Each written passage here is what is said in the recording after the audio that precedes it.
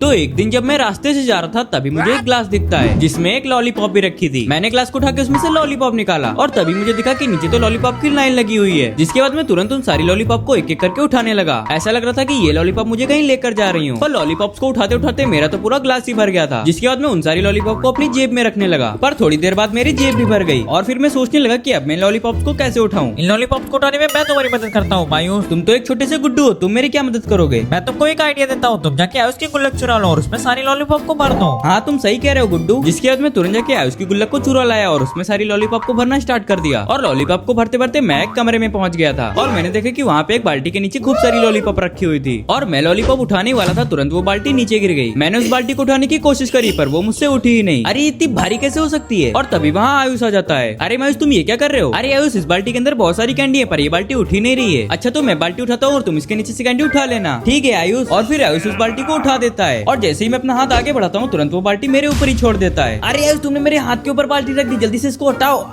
नहीं अब मैं इस बाल्टी को नहीं उठाऊंगा। पर क्यों आयुष? मुझे बहुत दर्द हो रहा है क्योंकि तुमने मेरी गुल्लक चुरा ली थी और अब तुम इसमें कुछ नहीं कर सकते मिस्टर मायूस। और अब आप लोग की वाली गुल्लक चाहिए तो यहाँ पे क्लिक करो।